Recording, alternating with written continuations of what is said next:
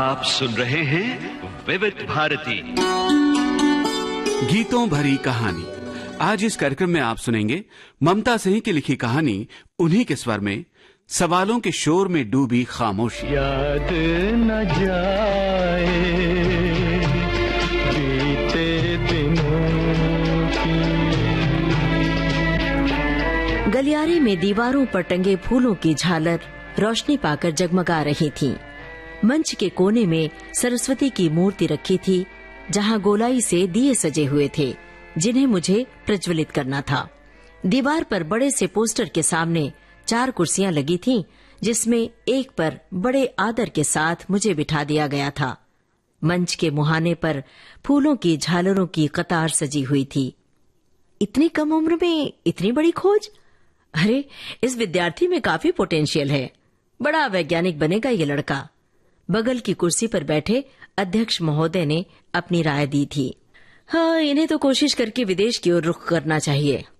भारत का खाटी माल विदेश में और वहां का नकली अपने देश में। अपने देश की प्रतिभा का इस्तेमाल अपने देश में ही किया जाना चाहिए। अपनी समझ में बेहद जरूरी और मुकम्मल बात कही मुख्य अतिथि ने। अपने देश की प्रतिभा अपने देश में रहेगी, तभी तो एक नाकाबिल व्यक्ति उस प्रतिभा से अपनी रोटी सेक सकेगा। मेरे पापा के साथ भी तो यही हुआ था। उनकी प्रतिभा की रोटी किसी और ने खाई थी। वो साइंस टेक्नोलॉजी चिप पर रिसर्च करके विदेश से लौटे थे। वो रिसर्च भी कोई सामान्य नहीं थी। उन्होंने ऐसे स्मार्ट वॉच की डिजाइन की थी जो दिल की बीमारी के बारे में पहले ही पता लगा ले। प्रेस्टीजियस जॉब ऑफर हुई थी, पर वतन से मोहब्बत के चक्कर में वे वतन नहीं छोड़ सके। जॉब ठुकरा दी थी। मोहब्बत इंसान से हो, वस्तु से हो, जरूरत से ज्यादा हो तो दिल की नदी में ही नहीं, आसपास भी बाढ़ आ जाती है। पापा अपनी ईमानदारी और प्रतिभा के सैलाब में डुबो दिए गए थे। जिस कंपनी के लिए उन्होंने रिसर्च किया था, उनकी खोज को उसी कंपनी के सीईओ ने अपने नाम से लॉन्च कर लिया था। उन्हें सबसे ज्यादा पीड़ा तब हुई थी जब उन्होंने इस बात का विरोध दर्ज किया और नौकरी छूट जाने की मीठी धमकी मिली थी। फिर तो कई रातों की उनकी नींद उड़ गई थी। उनकी नौकरी जाना मतलब परिवार की गति और जरूरतों का रुक जाना। तब उन्हें नौकरी छूटने से ज्यादा सही लगा था मन का कुचला जाना। मन का क्या है, थोड़ा बहुत अपमान सहने की आदत डाल ही लेता है। उनके मन का अंधेरा और धुंध घर में छाया रहने लगा था। उनके डिप्रेशन की मार सबसे ज्यादा मुझे झेलनी पड़ी थी। एक रोज मैं बिल्डिंग के नीचे लॉन में खेल रहा था। खेलते खेलते एक लड़के से जोरदार झगड़ा होने लगा, जमकर गाली गलौज। मैं भी जमकर गालियां दे रहा था। उसने मुझे बुरे अपशब्द कहे। प्रत्युत्तर में मैंने भी कुछ बुरा भला बोला। बस ठीक उसी समय एक जोरदार तमाचा मेरे गाल पर महसूस हुआ। महसूस क्या हुआ, गाल और कान झनझना गए। मुड़कर देखा तो सामने पापा खड़े थे। उन्हें अपना सच बताने का कोई फायदा नहीं था, क्योंकि वो जो अपनी आंखों से देखते वही सच मानते थे। उनकी आंखों ने देखा कि मैं निचले तबके का बच्चा बन चुका हूं। उन्हें अपने स्टेटस का खासा ख्याल रहता था। इस घटना के कुछ ही दिनों बाद मैं स्कूल के लिए निकला तो मन कहीं और उड़ने लगा। मन के साथ साथ मैं भी उड़ चला। सिकंदर ने पोरस से की थी लड़ाई, जो की थी लड़ाई तो मैं क्या करूं। जो कौरव ने पांडव से की हाथापाई, जो की हाथापाई तो मैं क्या करूं। सिकंदर ने पोरस से की थी लड़ाई, जो की थी लड़ाई तो मैं क्या करूं।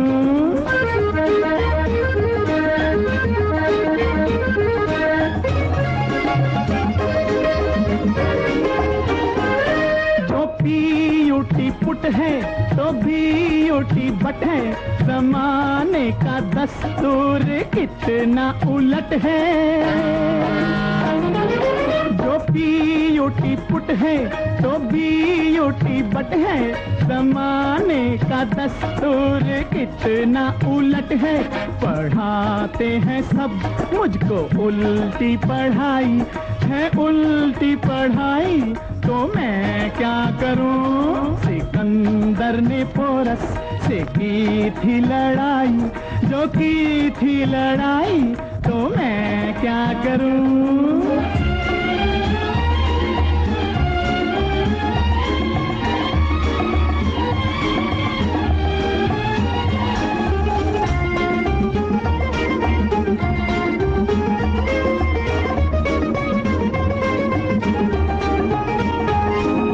जाहिल घसीटा मगर खाए हलवा, ये हर रोज लूटे मिठाई का जलवा। है जाहिल घसीटा मगर खाए हलवा, ये हर रोज लूटे मिठाई का जलवा। ये दूध में पानी मिलाता है भाई, न आए मलाई तो मैं क्या करूं। सिकंदर ने पोरस से की थी लड़ाई, जो की थी लड़ाई तो मैं क्या करूं।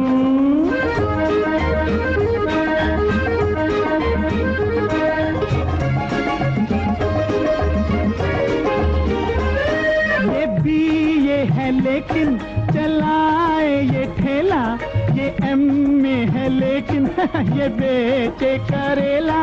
करेला भाई ये बीए है लेकिन चलाए ये ठेला, ये एमए है लेकिन ये बेचे करेला। अगर 3 दिन से ये भूखा है भाई, जो भूखा है भाई तो मैं क्या करूं। सिकंदर ने पोरस से की थी लड़ाई, जो की थी लड़ाई तो मैं क्या करूं। भला सिकंदर ने पोरस से लड़ाई की तो हम बच्चों को क्यों तंग करना। हमें क्यों इसका रट्टा मारने को कहा जाता है। सामने से डबल डेकर बस चली आ रही थी, स्टॉप पर रुकी और मैं दौड़कर चढ़ गया। कंडक्टर ने ऊपर से नीचे तक सवालिया निगाह से मुझे देखा, लेकिन टिकट दे दिया। मुंबई की यही खासियत है कि दूसरों की जिंदगी में कोई ज्यादा दखल नहीं देता। मन मन में हनुमान चालीसा में पढ़ता रहा कि बस में कोई परिचित न मिल जाए जो पूछताछ करे और प्यार से मुझे मेरे घर पहुंचाने या पापा से बताने का बीड़ा उठा ले। मेरी खुद से लगातार गुफ्तगू चलती रही कि घर पहुंचकर मुझे क्या क्या कहना है और मेरे ऊपर क्या क्या बीतने वाली है। इसके लिए भी खुद को मैं तैयार कर रहा था। अरे जो होगा सो देखा जाएगा, फिलहाल तो आजादी के लिए मिले समय का आनंद ले लिया जाए। बस ने ठीक बैंड स्टैंड के पास मुझे उतारा, जहां समंदर उस वक्त उफान पर था, लेकिन मन के ज्वार से कम था समंदर का उफान। स्कूल यूनिफॉर्म में यहां अकेले कैसे आए? कहीं बंक मार कर तो नहीं आए? इस बुजुर्ग आवाज ने मेरे कान खड़े कर दिए। दिल की धड़कनें बढ़ीं, कहीं कोई परिचित तो नहीं ये। मैंने उन्हें ब्लैंक लुक देते हुए फौरन वहां से निकलकर बस स्टॉप की ओर चल दिया। उन बुजुर्ग की आवाज मेरे लिए मुसीबत बन चुकी थी। मेरे घर पहुंचने से पहले ही मेरे स्कूल न पहुंचने की खबर घर भर में हवा की तरह फैली हुई थी और बड़े पैमाने पर मेरी खोजबीन हो रही थी। अड़ोसी पड़ोसी आकर संवेदना का फाहा लगा रहे थे। कुछ लोग बच्चों के गुम हो जाने की तरह तरह के किस्से भी सुना रहे थे। मुझे इस भयावह स्थिति का अंदाजा कतई नहीं था। मैंने तो सोचा था मम्मी घर में होंगी, थोड़ा बहुत वो डांटेंगे, डांट सह लूंगा।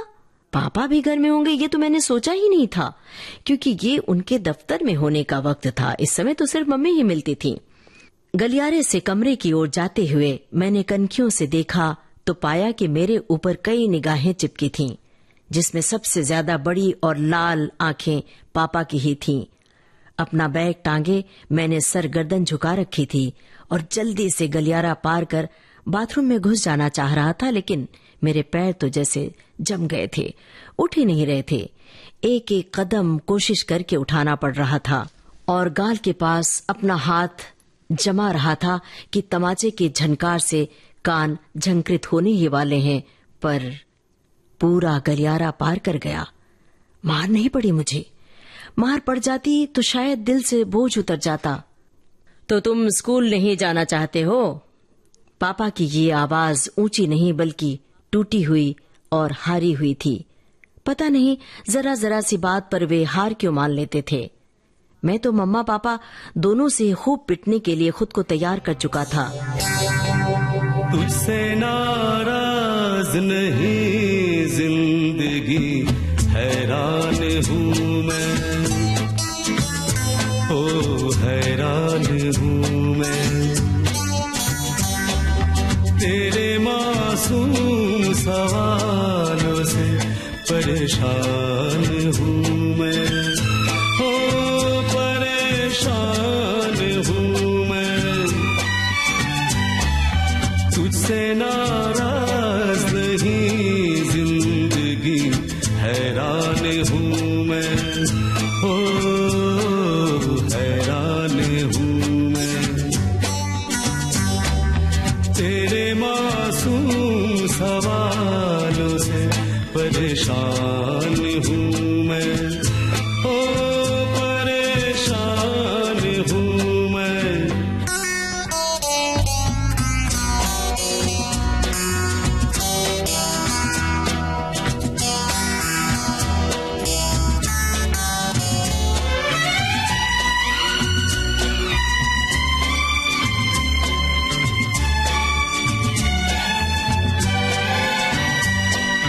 जीने के लिए सोचा ही नहीं, दर्द संभालने होंगे।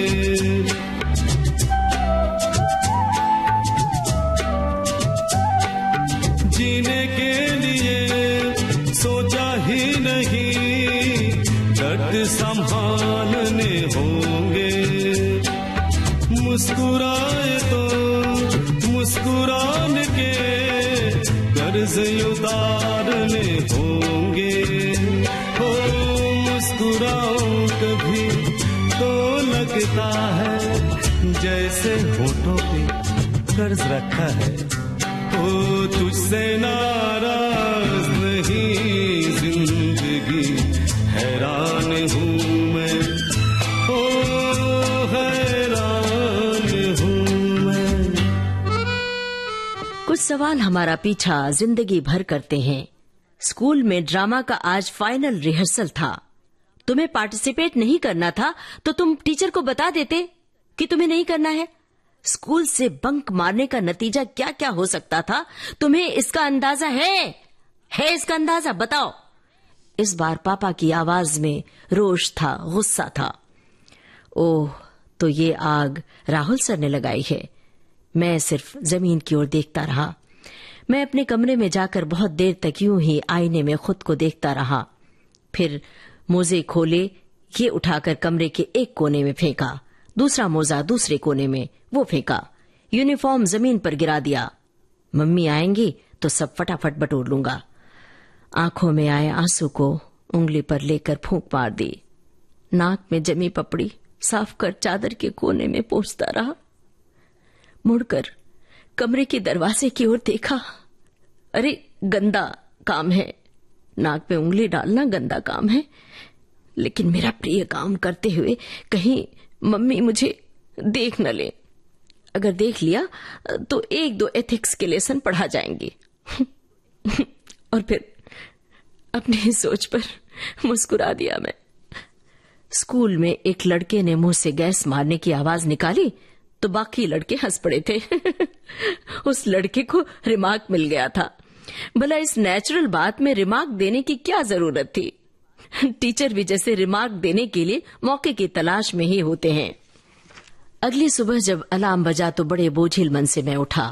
आंखों पर छींटा मारा, रसोई की ओर देखा उधर अंधेरा सा पसरा है, जबकि इस समय मम्मी मेरे लिए नाश्ता और टिफिन बना रही होती हैं। लगता है मम्मी आज मेरा टिफिन नहीं बनाने वाली हैं। मतलब आज तक अभी तक वे नाराज हैं। अरे एक दिन तो स्कूल से बंक मारा, इसमें इतना तूफान खड़ा करने की भला क्या जरूरत है?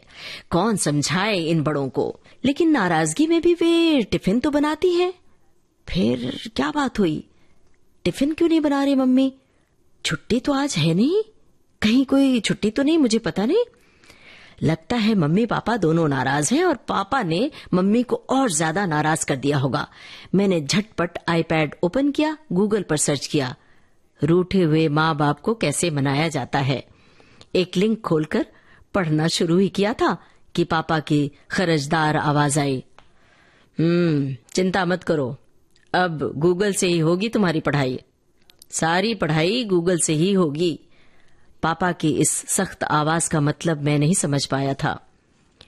मैंने अपनी नजरें झुका ली। नजरें झुकाए हुए उन्हें कनखियों से देखा। उनके चेहरे के भाव कैसे हैं? अन्य दिनों की तुलना में वे बड़े ही बुरे नजर आए। तना हुआ चेहरा, गुस्से से लाल। उनकी बात को इग्नोर करते हुए मैं टाइम टेबल के हिसाब से स्कूल बैग में किताबें जमाने लगा। बेटा, आज से तुम्हें स्कूल जाने की जरूरत नहीं है, मम्मी ने मेरे गाल पर हाथ फिराते हुए बोला और उन्होंने मेरे कंधे पर हाथ रखा और अपने सीने से लगा लिया। चंदा है तू, मेरा सूरज है तू, ओ मेरी आँखों का तारा है तू।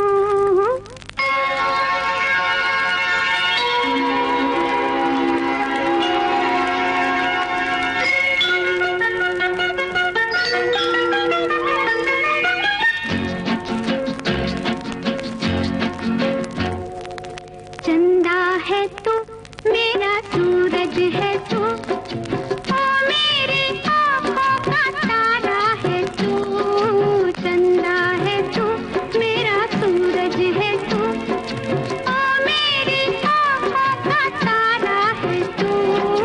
जीती हूँ मैं बस तुझे देख के, इस टूटे दिल का सहारा है तू।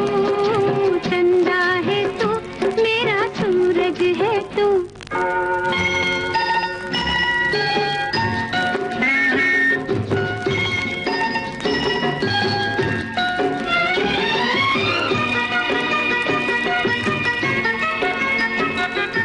तू खेले खेल गई, मेरा खिलौना है तू। तू खेले खेल गई, मेरा खिलौना है तू। जिसने बनती हर आशा मेरी, मेरा सपना सलोना है तू। नन्हा सा है कितना सुंदर है तू, छोटा सा है कितना प्यारा है तू। चंदा है तू, मेरा सूरज है तू।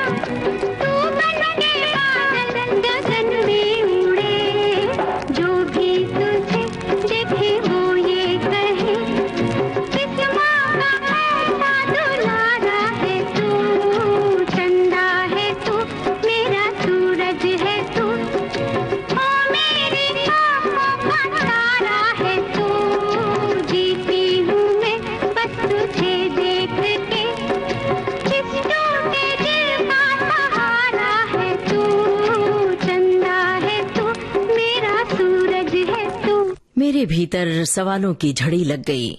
सारे सवालों से जूझते हुए मैं इतना ही बोल पाया, मम्मी, मुझे सिर्फ ड्रामा नहीं करना था, बाकी कोई प्रॉब्लम नहीं थी। मैं स्कूल जा रहा था ना। ड्रामा के सर टॉर्चर करने की हद तक डांटते हैं, बहुत डांटते हैं। आप लोग क्यों नहीं समझते हो मेरी बात? मेरे इमोशंस आप लोग क्यों नहीं समझते हो? एक बार गलती हो गई, एक बार, बार बार नहीं होगी गलती। मम्मा, तो क्या आप लोग मुझे बोर्डिंग स्कूल में डाल रहे हैं? बोर्डिंग स्कूल में क्यों डाल रहे हैं आखिर? नहीं जाना मुझे बोर्डिंग स्कूल में। कहते हुए मैंने अपना बैग फेंक दिया। स्कूल मुझे क्यों नहीं जाना है? मेरे रेगुलर स्कूल मुझे क्यों नहीं भेजेंगे आप लोग? बताइए ना।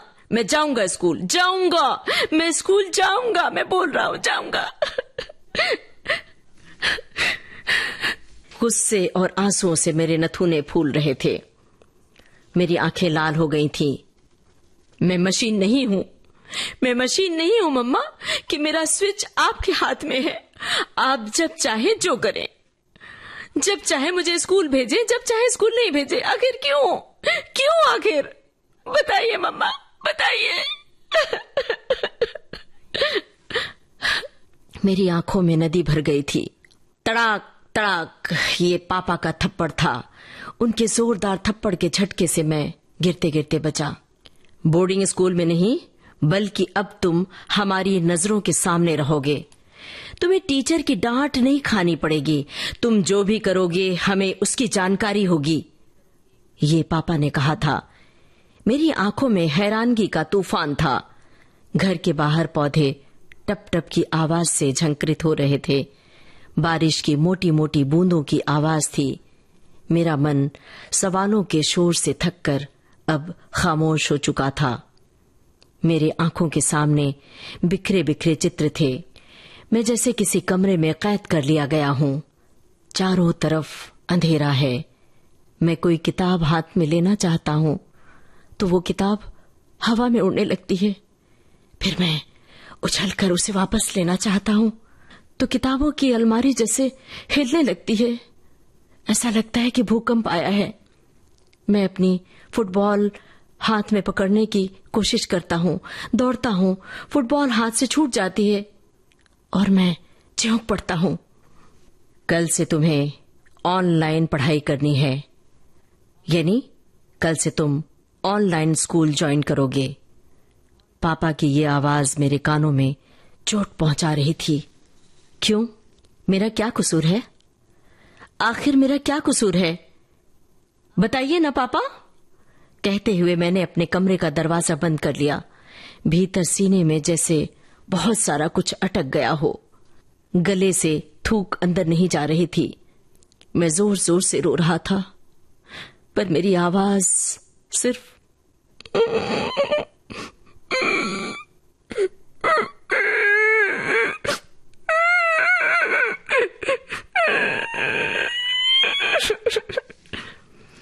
बस ऐसी आवाज निकल रही थी। बेड पर रखे कुशन को मैं दोनों हथेलियों से कसकर दबाकर उसे मुक्के से मारने लगा। दीवार पर लगी अपनी तस्वीर को उतारकर ऊपर हवा में उठाया, फिर उसे नीचे उल्टी रख दी। कहीं टूट गया तो इस पर भी डांट पड़ेगी। बिस्तर पर तकिए में अपना मुंह छुपाकर मैं औंधा लेट गया और अपने ही आंसुओं से तकियों को देर तक भिगोता रहा। दोपहर बाद मेरी आंखें खुली तो पाया कि कोई नरम हाथ मेरे सिर पर फेर रहा है। मेरी गालों पर पड़ी आंसुओं की सफेद पपड़ियों को गीली तौलिया से कोई पोंछ रहा है। वॉल साइज खिड़की से बाहर सूखी पत्तियां चरमरा रही हैं। शायद बिल्ली उन पत्तियों से खेल रही होगी। मेरे मन का गीला पत्ता भी सूख कर सामान्य होने लगा था। तू कितनी अच्छी है, तू कितनी भोली है, प्यारी प्यारी है।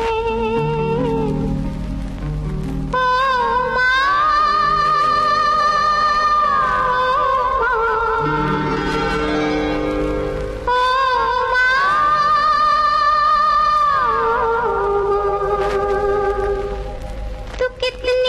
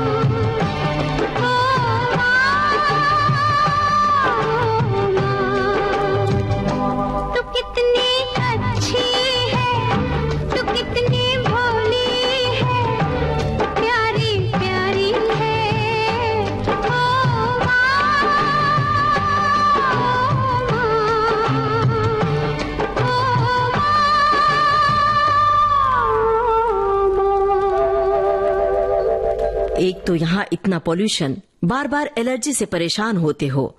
घर में रहकर पढ़ोगे तो डस्ट की समस्या ही नहीं होगी। वैसे भी इतने चक्कर काटने के बाद ये बेस्ट स्कूल मिला था, पर फिर भी ये तुम्हारे लायक नहीं निकला। इतनी छोटी उम्र में ही बच्चे बड़ों जैसी बातें करते हैं, गालियां देते हैं। यहाँ की पढ़ाई का टेम्परामेंट ही अलग है। ऑनलाइन स्कूल के पढ़े बच्चे सब बड़ी बड़ी कंपनियों में जॉब करते हैं। इसीलिए मैं तुम्हें यूएस में पढ़ाना चाहता था। यूएस में। पापा का मोनोलॉग काफी देर तक चलता रहा। मेरे भीतर इनमें से कुछ भी एक्सेप्ट न करने का भूचाल चलता रहा। यूएस से पढ़कर आपको क्या मिला पापा? क्या मिला? आखिर आप अपनी कंट्री में ही वापस आए ना। मेरे भीतर का विरोध उबल रहा था। 2 बरस कोविड के कारण हम घरों में कैद हो गए थे। किसी से न मिलो, कहीं न जाओ, बाहर खेलने मत जाओ, बाहर का कुछ खाओ नहीं। बड़ी मुश्किल से घर से बाहर निकलने की आजादी हमें मिली थी। वापस मुझे कैद करके उसे जस्टिफाइड किया जा रहा है। वापस मुझे कैद करके इसे जस्टिफाई किया जा रहा है। आखिर क्या कसूर है हमारा? क्या? पापा थोड़े दिन विदेश क्या रह आए, उन्हें अपने यहाँ की संस्कृति रास ही नहीं आती है। क्या चाहिए उन्हें? आखिर क्या चाहिए? समझ में नहीं आता है।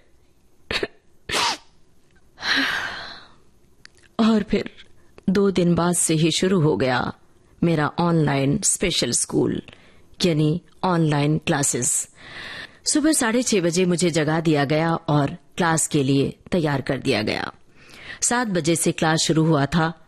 एक बार फिर जैसे कोविड वाले कठिन दौर में मैं पहुंच गया था। अब स्क्रीन पर ही टीचर और छात्रों से मिलना होगा। घबराओ मत बेटा, इस पैटर्न में बच्चों से मिलवाया भी जाता है। बहुत सारे प्रोग्राम्स किए जाते हैं।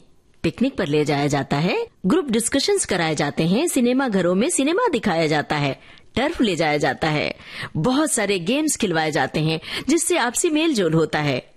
पापा की कही इन बातों को मैं गूगल पर सर्च कर रहा था कि उनकी जानकारी कितनी पुख्ता है। पहला पीरियड बायोलॉजी का था। Good morning teacher.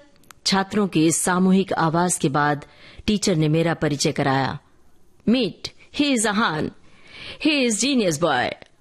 अपने टैलेंट की वजह से वो ऑफलाइन स्कूल में बच्चों के बीच मिसफिट हो रहा था। सो ही केम विथ अस। ओह, तो पापा ने मेरी तारीफ के कशीदे काटकर मुझे यहाँ ला पटका है। मतलब उस रोज स्कूल बंक मारने की सजा नहीं है ये मेरी।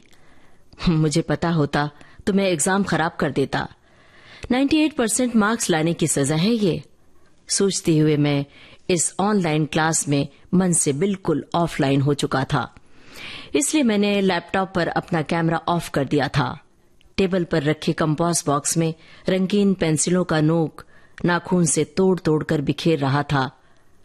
अब इनका क्या यूज होगा? होगा भी तो कभी कभार। सब कुछ स्क्रीन पर ही करना होगा।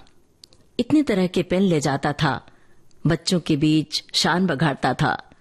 जनरल नॉलेज के प्रश्न पूछकर कई बच्चों को अपना चेला बना रखा था मैंने। कई बच्चों की टोली थी जिसमें 2 क्लास क्लाउन थे जो सिर्फ हंसाते रहते थे, जिसमें मैं भी शामिल रहता था। मेरी कई बदमाशियां मेरी अच्छी पढ़ाई की वजह से माफ कर दी जाती थीं। स्पोर्ट्स पीरियड का इंतजार बड़ा ही सुखद होता था। बास्केटबॉल के बहाने कितनी तरह की बदमाशियां करने को मिलती थीं। बहाने से बाथरूम जाना और हथेली को कप जैसा शेप बनाकर उसे एक दूसरे के ऊपर पानी के छींटे डालना, एक दूसरे की पानी की बोतल छुपाकर यूं अनजान बनना जैसे मुझे कुछ पता ही ना हो।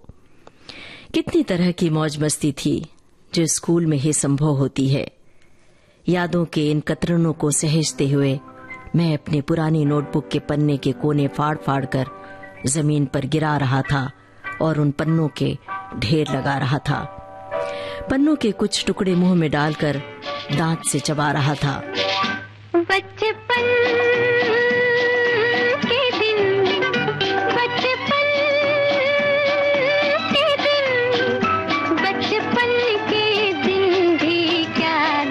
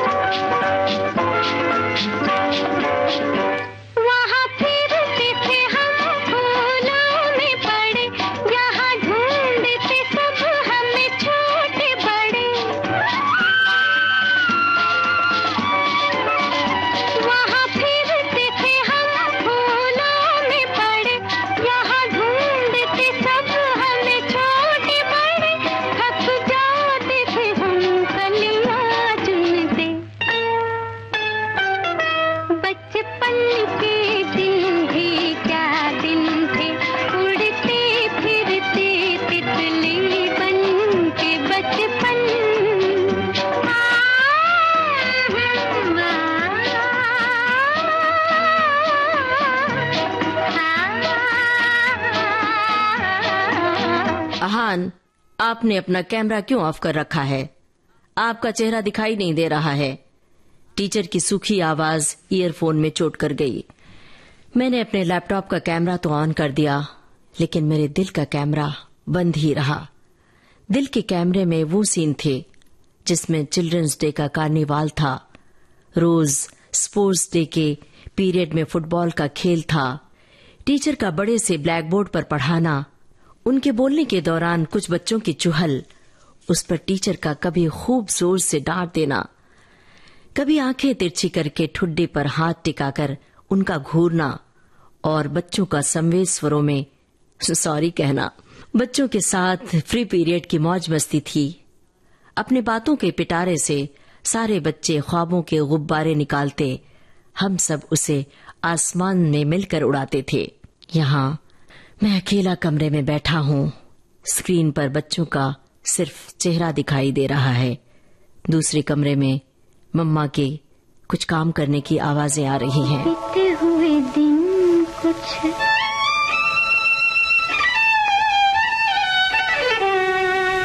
बीते हुए दिन कुछ ऐसे ही है, बीते हुए दिन कुछ ऐसे ही है, याद आते ही दिल मचल जाए। बीते हुए दिन कुछ ऐसे ही है, बीते हुए दिन कुछ ऐसे ही है, याद आते ही दिल मचल जाए।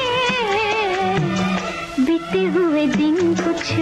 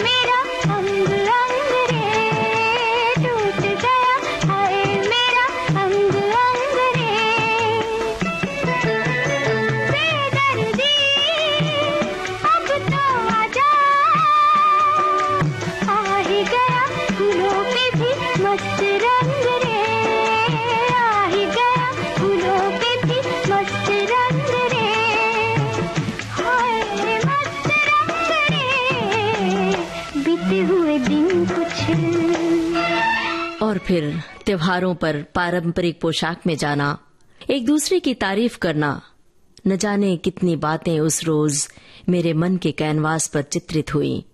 उसी रोज मुझे अपनी गलती का एहसास हुआ था कि सिर्फ एक ड्रामा न करना पड़े, इस वजह से मैंने बंक मारा स्कूल से। और फिर इतनी बड़ी सजा। कोविड के दिनों में भी होता था ऑनलाइन क्लास, उससे मुक्ति मिली तो ऑनलाइन स्कूल में झोंक दिया गया हूं मैं।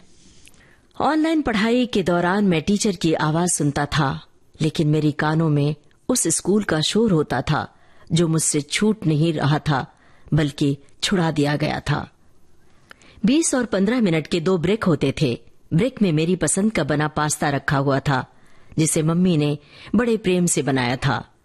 मैंने चम्मच और कांटा प्लेट में लगाया, बस फिर वे लोग आ गए मेरी आंखों में। वे लोग यानी मेरे साथी। कैंटीन जाने के लिए सीढ़ियों से उतरता रौनक, शारो, मिहित, करिश्मा और आलिया, मैं उसमें मिसिंग। क्या वे मुझे भी याद करते होंगे? हर उस लम्हे में जिनमें हम सब साथ साथ होते थे। उस रोज दौड़ते हुए स्लिपरी बरांडे में मैं, मिहित और आलिया गिर पड़े थे। घुटने में जोरदार चोट लगी थी। मैं अपना पैर सहलाने लगा। उफ, चोट लग गई। उफ, अरे क्या हुआ? चोट लग गई क्या? कहाँ? कैसे? और सभी साथी दौड़े थे और उन्होंने चोट सहलाई और हम सब फिर थोड़ी देर में मौज मस्ती करने लगे थे, सीढ़ियां चढ़ने लगे थे और दौड़ने लगे थे। लहरों की तरह यादें दिल से टकराती है,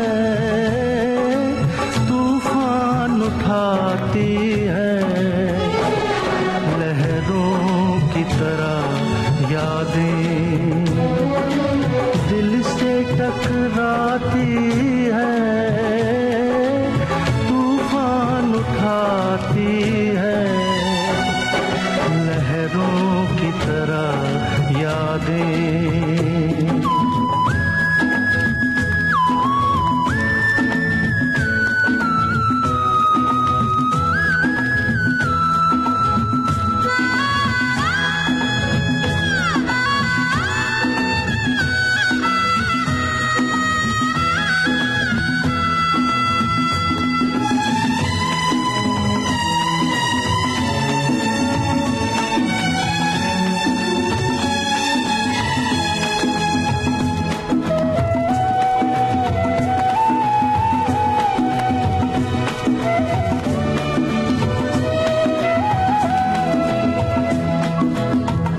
किस्मत में है घोर अंधेरे, रातें सुलगती धुंधले सवेरे।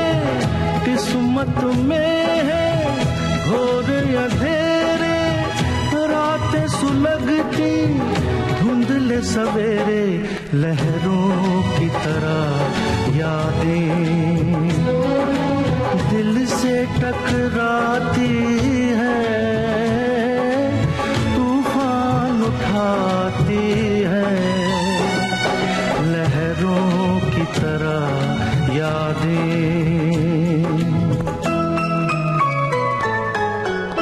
स्कूल में जो साथियों के साथ, दोस्तों के साथ चोट लगती थी, पल भर में वो चोट गायब भी हो जाती थी। और अब यादों के बियाबान से बाहर आया तो देखा कि पाश्ते की प्लेट पर 2 बूंदें चमक रही थीं। ये मेरी आंखों की बारिश की बूंदें थीं। अपने दुपट्टे की छोर से मम्मी मेरी आंखों को पोंछकर साफ करने लगी। मम्मी, मेरी आंखों की बाढ़ में आपका छोटा सा ये दुपट्टा डूब जाएगा। मेरी आंखों का बाढ़ आपके दुपट्टे से नहीं कम होगा। आपने जो बांध मेरे लिए बनाया है ना, उसे तोड़ दो, तोड़ दो उसे, वरना मैं टूट जाऊंगा। मैं कह रहा था, पर जानता हूं टूटना भी इतना आसान नहीं होता। टूटने से पहले हम चीजों से फिर जुड़ने लगते हैं। ऑनलाइन क्लास से खुद को जोड़ने की कोशिश करने लगा था। मेरे पास अब कोई विकल्प भी नहीं बचा था, इसलिए मैं ऑनलाइन क्लास से खुद को जोड़ने की कोशिश कर रहा था। रोज सुबह उठकर लैपटॉप ऑन कर लेता, फिर अलसाया सा बैठा रहता। बच्चों और टीचर से हाय हेलो करने के बाद खुद को टीचर के दिए जा रहे लेक्चर से खुद को जोड़ता। बायोलॉजी की क्लास में फोटोसिंथेसिस चैप्टर पढ़ाया जा रहा था। पौधे कैसे जिंदा रहते हैं, धूप, पानी, क्लोरोफिल से पौधे कैसे अपना स्टार्च बनाते हैं, दीपाली मिस विस्तार से समझा रही थीं। मेरे कान और दिमाग बड़े ध्यान से इन बातों को ग्रैस्प कर रहे थे, लेकिन मेरी आंखों के पटल पर वो दृश्य था जब शिवानी मिस स्कूल के बड़े से ग्राउंड में ले जाकर पैरासाइट्स के बारे में बता रही थीं। वे बायोलॉजी क्लासरूम में पढ़ाती, फिर ग्राउंड में ले जाकर रियल पिक्चर भी दिखाती थीं। पौधों के परागण के बारे में सिर्फ किताब के पन्ने से नहीं, बल्कि असली पेड़ पौधों को दिखाकर वे जानकारी देती। यहाँ घर के एक कमरे में बैठे बैठे मिस कितना ही चित्र खींच दें, पर मन के कैनवास पर बार बार स्कूल के लम्हे ही तिरते रहते हैं। उस रोज जब बैग से हम बच्चों ने मिलकर फूल तोड़े थे और उसका पनिशमेंट मिला था और मैंने सच बता दिया था, तो मेरा पनिशमेंट कम कर दिया गया था।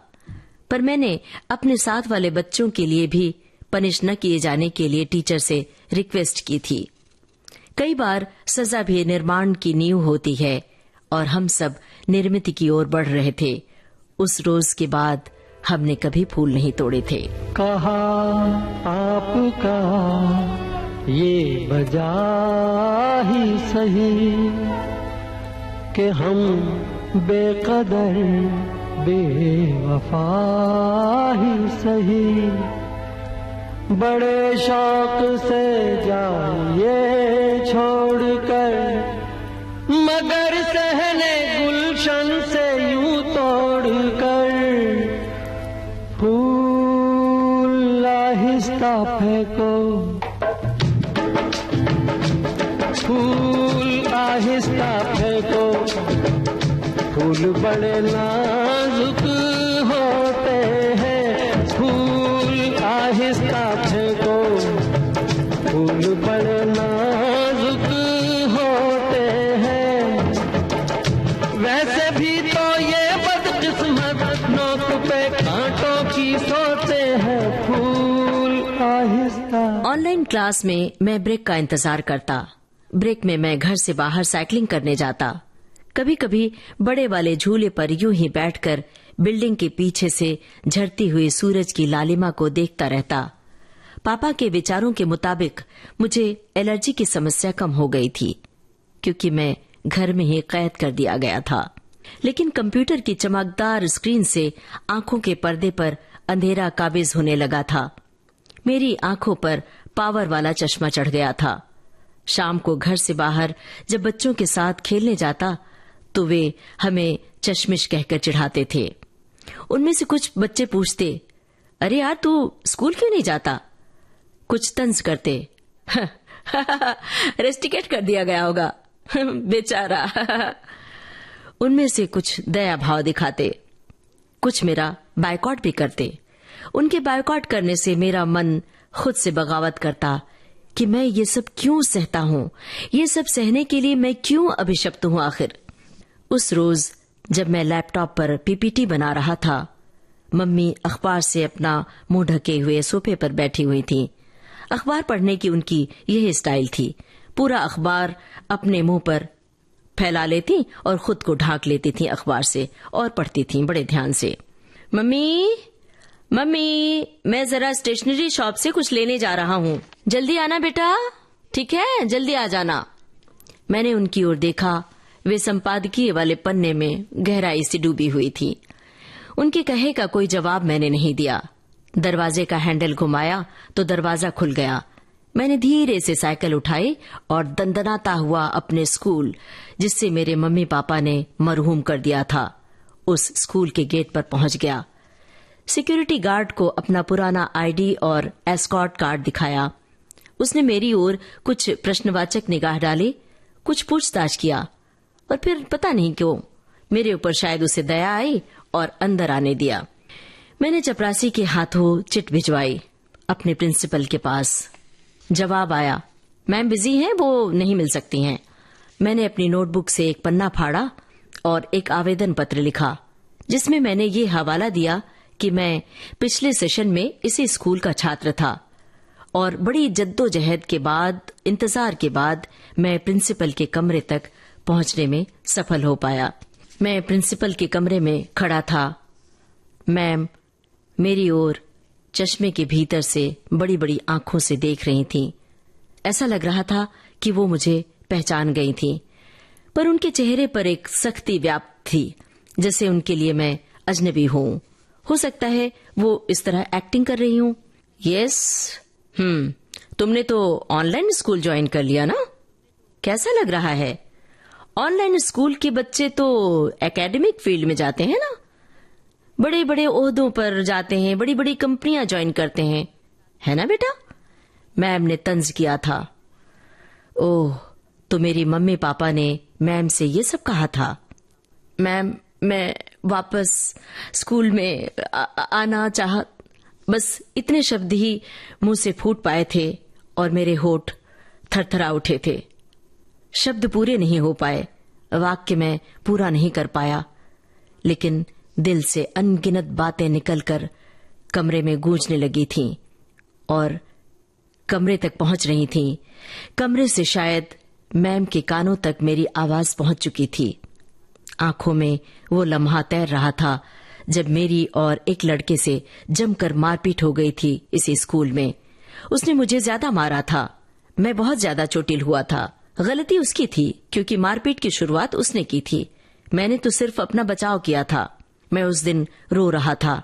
मेरे रोने में आंसू कम थे, डर और घबराहट ज्यादा थी। You are the topper of my school. Genius बच्चों से हम पढ़ाई की उम्मीद करते हैं, बदमाशी की नहीं, मैम ने कहा था। और हो सकता है मैम को वो बात आज याद आ गई हो। मैम कुछ देर चुप रहीं, मेरी ओर अपलक देखती रहीं, फिर हौले से उनके चेहरे पर नरमी आ गई। बारीक सी मुस्कुराहट लिए वे बोली, मिड सेशन में तुम कैसे वापस आ सकते हो? तकनीक कई बार बड़ी हानि का कारण बन जाती है। हम तकनीक का उपयोग करें, न कि तकनीक हमारा उपयोग करे। ये बात तुम्हारे पेरेंट्स को बहुत अच्छे से समझनी चाहिए। वे तकनीक के गुलाम हो गए। मैम मेरे भविष्य का सवाल है, मेरा फ्यूचर। मुझसे नहीं हो रहा है ऑनलाइन स्कूल। तुम्हारे पेरेंट्स को पढ़ाई का फॉरेन पैटर्न पसंद है ना, तो हम क्या कर सकते हैं बेटा? तुम्हारे पेरेंट्स को समझाना तुम्हारी जिम्मेदारी होगी। क्या वो वापस तुम्हें हमारे स्कूल में भेजना चाहेंगे? मैं तो तुम्हें अपने स्कूल से जाने ही नहीं देना चाहती थी। अपने स्कूल से मैं तो किसी भी छात्र को खोना नहीं चाहती। मैं तो उन्हें आगे बढ़ाना चाहती हूँ, आगे। मैम, पढ़ाई मुझे करनी है ना, मुझे, पेरेंट्स को नहीं, कहकर अहान प्रिंसिपल के कमरे से बाहर आ गया। उसका मन, जो कई दिनों से उदास और खाली खाली था, उसमें जैसे ऊर्जा आ गई हो। उसके कदम बोझ की तरह धीरे धीरे नहीं बल्कि तेजी से दौड़ रहे थे। मम्मी को तो मैं मना लूंगा, लेकिन पापा को कैसे मनाऊंगा? कोशिश करूंगा, पापा भी शायद मेरी जिद के सामने मान जाएं। और फिर मुख्य अतिथि का भाषण खत्म हो चुका था। मंच पर मेरा नाम बुलाया जा रहा था। मैं स्मृतियों के समंदर से किनारे पर आ चुका था। मैं इसी स्कूल का छात्र रह चुका था, सो मुझे अपना संस्मरण साझा करना था, और संस्मरण साझा करने के लिए ही मुझे मुख्य अतिथि के रूप में बुलाया गया था। एक बार फिर मैं यादों की लहरों में गोते लगाने चल पड़ा, फिर से अपने सवालों के ढेर में उलझने जा रहा था। याद न जाए बीते दिनों की, जाके न आए जो दिन, दिल क्यों बुलाए उन्हें, दिल क्यों बुलाए। याद न जाए बीते दिनों की, जाके न आए जो दिन, दिल क्यों बुलाए उन्हें, दिल क्यों बुलाए।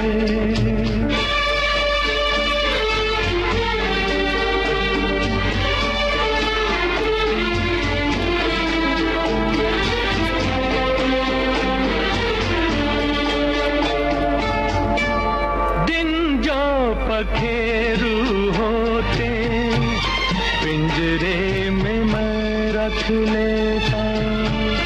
दिन जो पखेरू होते, पिंजरे में मैं रख लेता।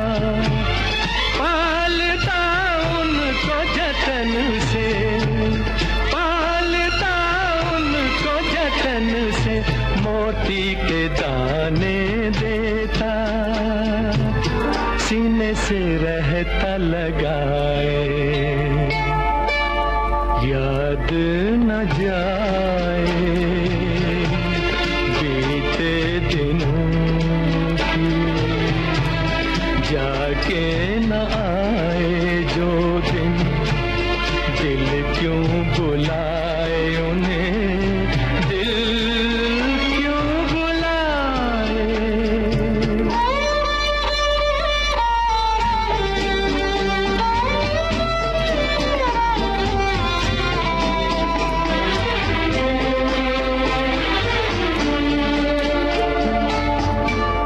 तस्वीर उनकी छुपा के रख दूं जहां जी चाहे। तस्वीर उनकी छुपा के रख दूं जहां जी चाहे। मन में बसी ये मूरत, मन में बसी ये मूरत, लेकिन मिटी न मिटाए। कहने को है वो पराए, न जाए बीते दिनों की, जाके न आए जो दिन, दिल क्यों बुलाए उन्हें, दिल क्यों बुलाए, याद न जाए बीते दिनों की।